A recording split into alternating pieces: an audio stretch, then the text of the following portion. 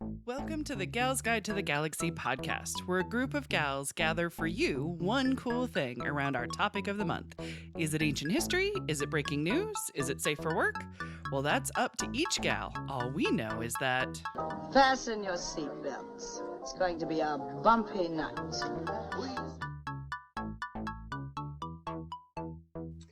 Welcome back. I'm Katie, and I'm joined by Bonnie, Leah, and Amy talking about our one cool STEM gal.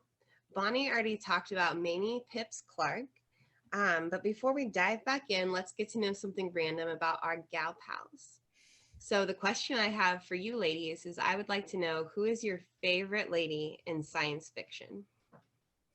Dun, dun, dun! I know. Bonnie's got big eyes. Bonnie's having a very hard time. Oh, okay. Bonnie needs narrowing some... it down to one. Oh, do you have like a top five? I like pretty much all the ladies of Star Trek except for Troy. Okay.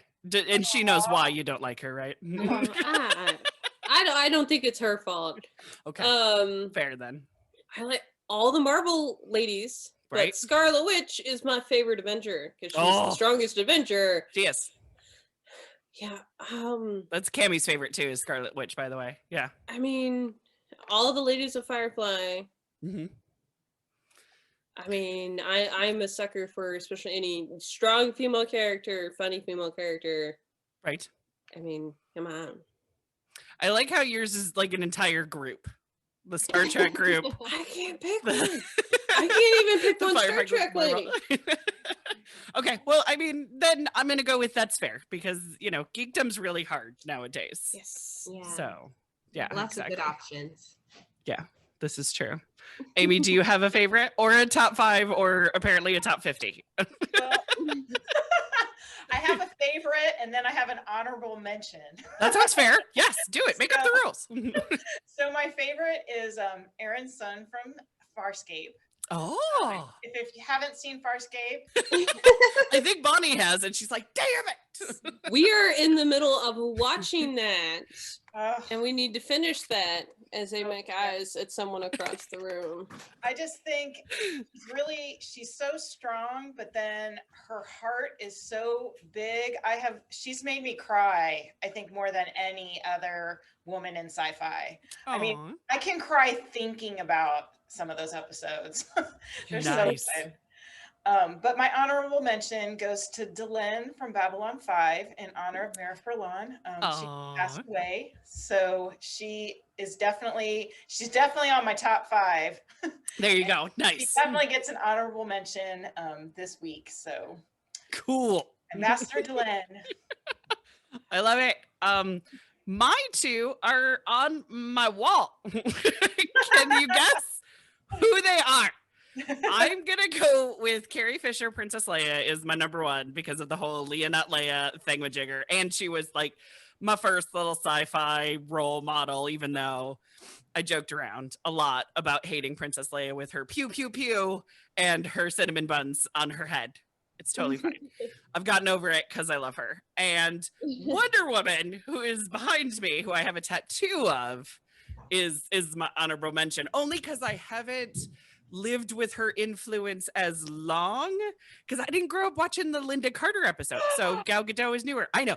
So I've seen the Linda Carter now, but I didn't not when I was impressionable. You know what I'm saying?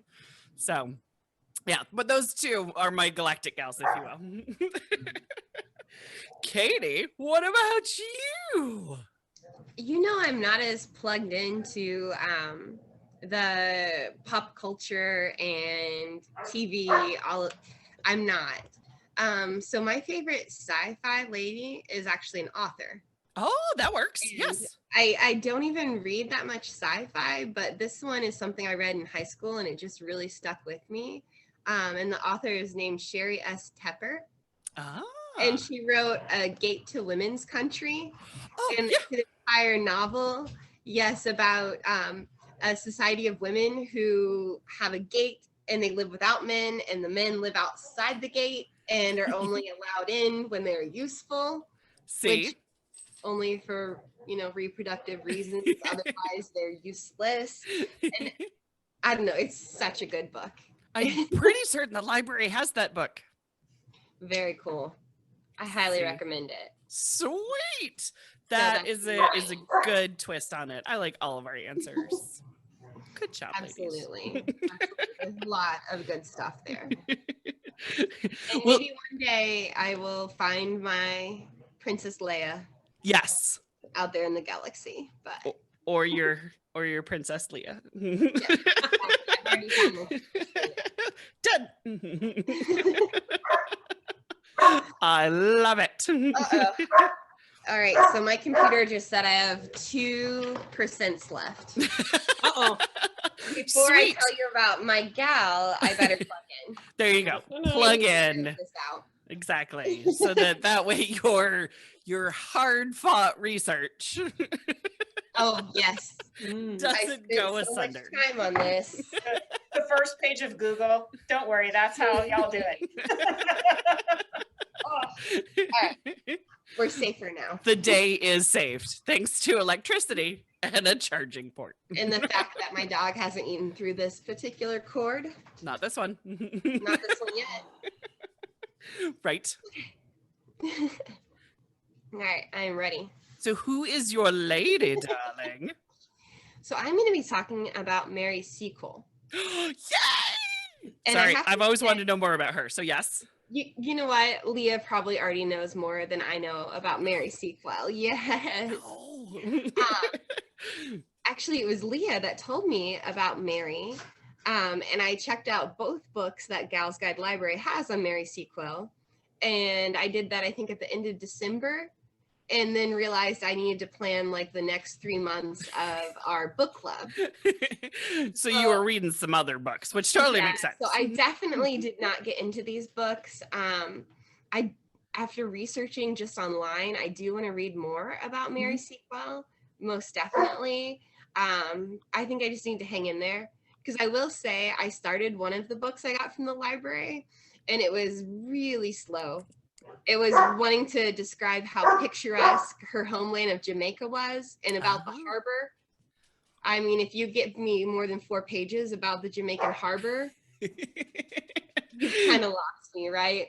Well, that's why the first 25 pages is walking to get flowers. And I'm like, if you don't have flowers by page 26, stop in this book. And I mean, it's a little bit of a shame because Mary Seacole is amazing. She led a full, long life, and it was just, she never stopped. See? She was an adventurer and a traveler, and she went from location to location doing her thing.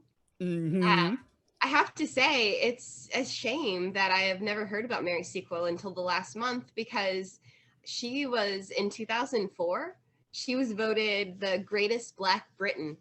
Oh, look at that. I mean, I don't know if that means in Great Britain, it's a common name that they know. Right. But it wasn't for me, Mary Seacole. Right. Yeah, I don't know. Do you ladies, I know Leah knows, but Amy and Bonnie, have you heard of Mary? Okay. Because what's the title of her autobiography? That's what of Mary Seacole. I'm gonna scan. What is it like? The most adventurous it has woman some extra words in there, right? It has like just the title of her own autobiography is like, damn, what did you do? Right. She's not holding back. Yeah. She's selling it. She's like, I've seen some things, I've done some stuff. And I wrote it all down. You're going to want to read all of it. And her outfit looks like she's a pirate. Here it is. Wonderful Adventures of Mrs. Seacole in Many Lands. Yes. And that is a book you can check out from the Gal's Guide Library, at least after I return it. Which could be a week. It could be 6 months. Exactly. Time will tell. Put a hold on it. It'll be fine. Exactly. So it's cool that Leah pointed out that she wrote her own autobiography, because it was one of the very first autobiographies written by somebody from mixed races. Oh, was it really? So, that I didn't know. Absolutely, yeah. So Mary was half Scottish and half Jamaican. Yes. So her dad was a Scottish soldier, and her mom was born in Jamaica and owned a hotel and was a doctress.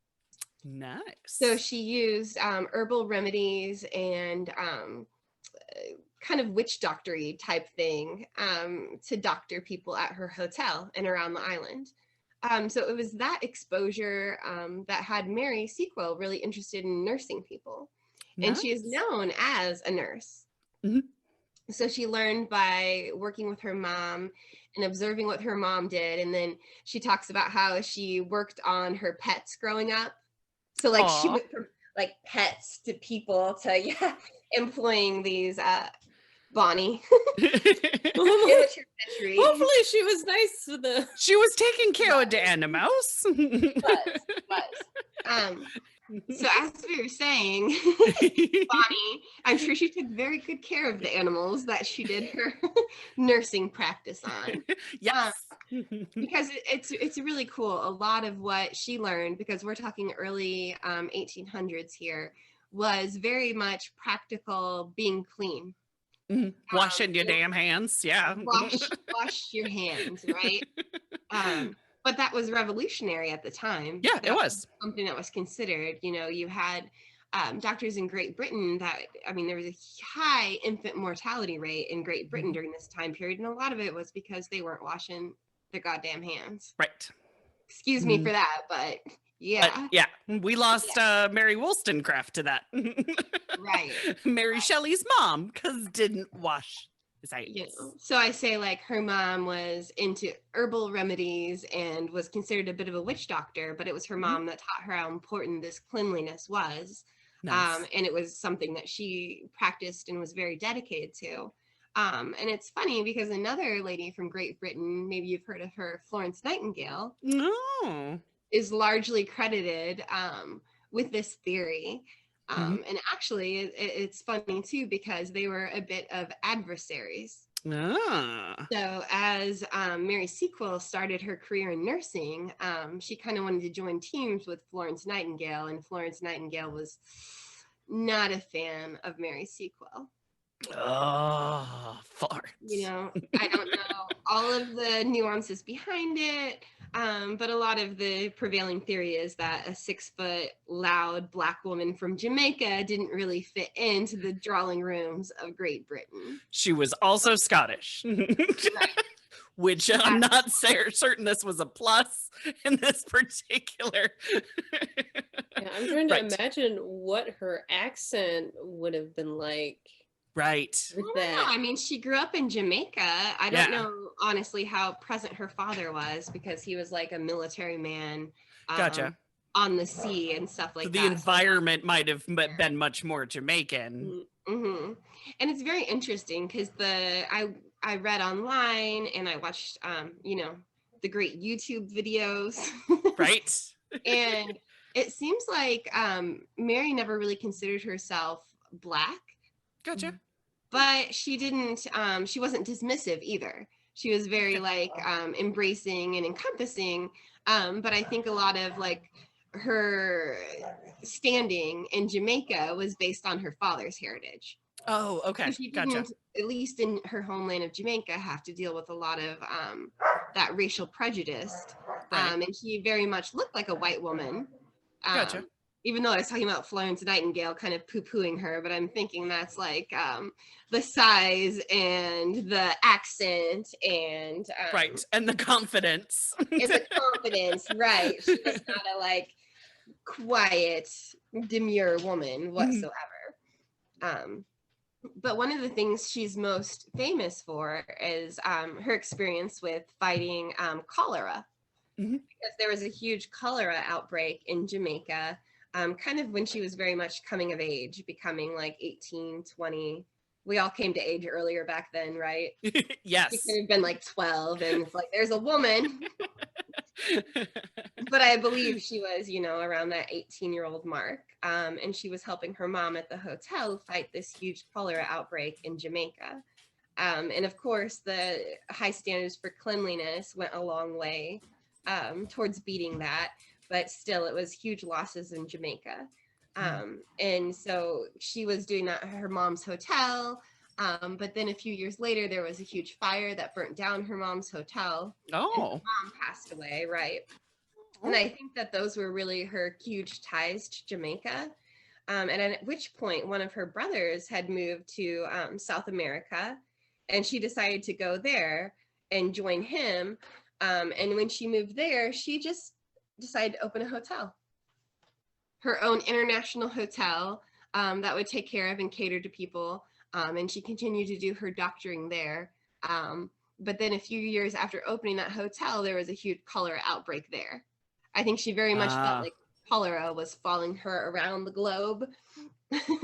But it was her job to try to help. Absolutely. And she thrived on it. That's what she wanted to do, was to nurse people and help people and take care of people.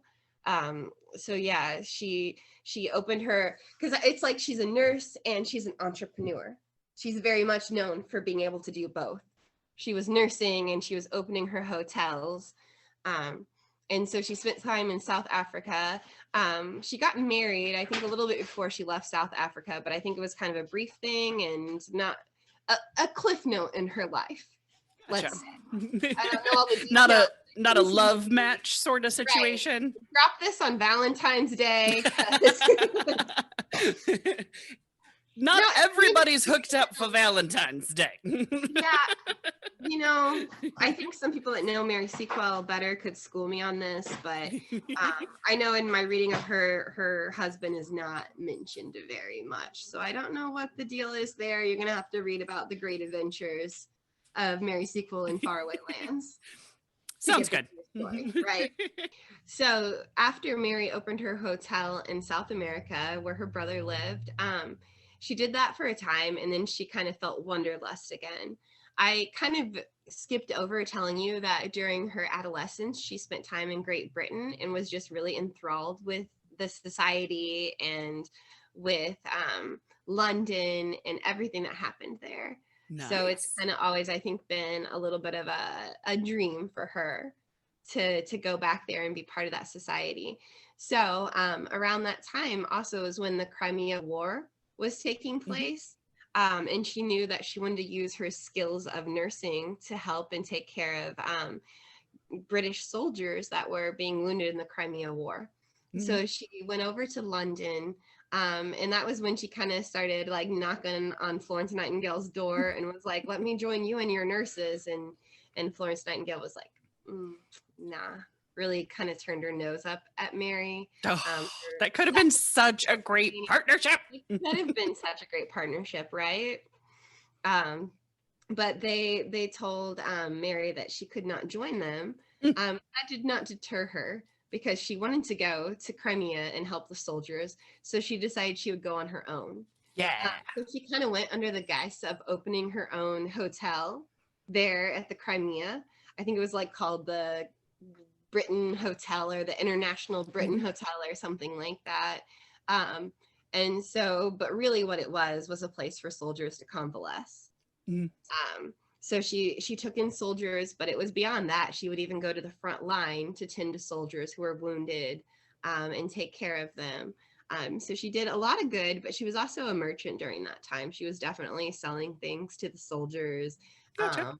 And kind of profiting off this wartime thing. So there is like a little controversy in her biography about like, was she like devoted nurse or was she profiteer during this time? That hotel's not going to pay for itself. Right. Those supplies ain't paying for themselves. I mean, she's not funded by the War Department. She's No, she went on her own accord. Like she herself took her own resources and her own money to go down to the front line of this war. Then that's what you do. But I think it's pretty black and white proof that after this war was over, she was destitute. Oh. So, some could say she was profiting off this, but she returned after the war to London and was having to stay with friends, had no money, no resources. And it was also around that time that she wrote her autobiography. Oh, okay. So she was very much kind of profiting off of her celebrity. Yeah. There in Great Britain. There were fundraisers for her, which is awesome. So she considered the men that she helped in the war as her boys. Oh. So she wanted to help her boys. So then she got back to London, and many of those same people that she helped her in turn. Very cool. Yeah, tough period of her life. So she spent some time in London, was, quite a little celebrity there. And she went back to Jamaica for a while and then back to London. She kind of hopped around and was always like wanting to do and go where she could do the most good. And she lived a very long life and eventually passed away in London at an old age. Oh, look at that. Yeah, I wish I could give you guys more details. Maybe there'll be like a throwback post later when I can finally get through some of these books. But I definitely encourage all of you guys to research and look into Mary Seacole. So, and someday when I return the books to the Gals Guide Library, you too can read about Mary Seacole. Right. Yeah. Do you guys have any questions about Mary that I may or may not be able to answer? Right, exactly. Did you have like a favorite part of her story? Something that you're just like, oh, kick-ass. I think it was really when she was so determined to go to the front lines of the Crimean War. Gotcha. I mean, how many people want to go to the front lines of a war? Right. Yeah. That would not be the place that I would be situating myself. And I just felt like that was really brave, and that like she just felt such a tug to help the wounded and the people that needed her. And I think being a nurse was her true drive and calling. Like her exposure and her upbringing was, hotelless and running businesses. So she definitely had that side to her. But I think her true calling was that of nurse. Yeah. Yeah. I love that she took the resources that her mom taught her, own a hotel, and learn some nursing. And Right. you can take that shit around the world. And she did, right? Yeah. I thought that was pretty cool. Absolutely. Definitely an amazing woman. And I was blown away that in 2004 she was considered the greatest Briton. The greatest Black Britton, because I've really, until a month ago, I'd never heard about her, and that's a shame. So now you guys have all heard about her. Yes. Exactly. Oh, fantastic. Amy or Bob, did you have any questions for Katie? Sweet. Oh, no, I love it, and I love her. I think it's beautiful. Yeah. Sweet. Take on Mary Seacole. I love her. I really only know that she's basically the Black Florence Nightingale who never got her just due. And the whole thing of the hotel and medicine were the two things she knew, and she just did that. And it's like, I want to know more. So I got the books, but I haven't been able to read them either. And not because you have them checked out, because I haven't read them yet. So, but yes, but now I feel like I know a little bit more. I'm ready to dig in even more at a later date when I'm not researching somebody else. Right. There's so many incredible women, and that is awesome. Yes, we're like the tip of the iceberg, but we're like the Cliff Notes, the drunk Cliff Notes version. Just enough to kind of entice you. Would you like to know more? Well, that wraps us up for this week. Join us next week as our next gal pal shares her one cool Black STEM gal as Gal's Guide to the Podcast continues. Thanks for listening. Yay! For show notes, links, and images from this week's show, visit galsguide.org. Want exclusive stuff like deleted bits and major bloopers? Become a Gal's Guide patron today. Thanks for listening.